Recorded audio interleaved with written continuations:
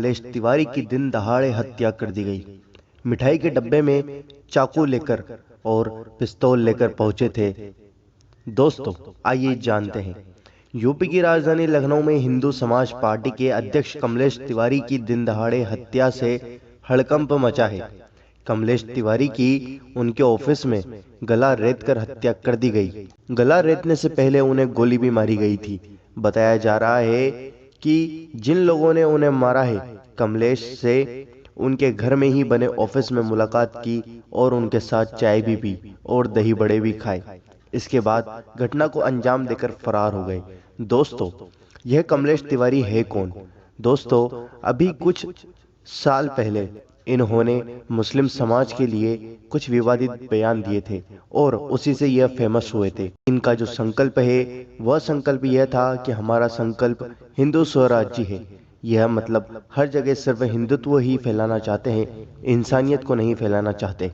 दोस्तों, इन्होंने जिस इंसान ने गांधी जी का मर्डर किया था, गॉडसे, उसका यह मंदिर बनाना चाहते थे।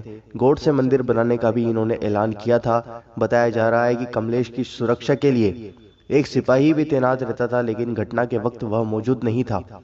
इसके अलावा पुलिस को सीसीटीवी फुटेज भी मिले हैं। कमलेश तिवारी जो था यह गुस्ताख रसूल था। अब दोस्तों, हम आपको बताते हैं गुस्ताख रसूल की सजा। आइए दोस्तों जानते हैं। हजरत अनस रज़ियल्लाहु ताला अन्हु फरमाते हैं कि एक ईसाई मुसलमान हुआ। उसने सूरह बकरा और सूरह आले इमरान पढ़ ली।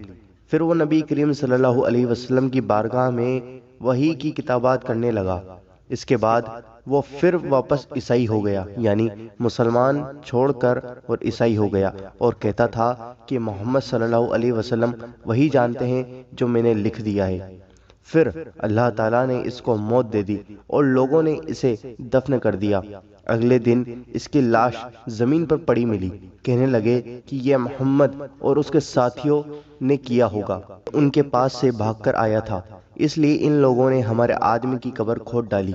दूसरे दिन इन लोगों ने इसके लिए और गहरी कब्र खोदी, लेकिन ये अगले दिन जमीन पर पड़ा मिला।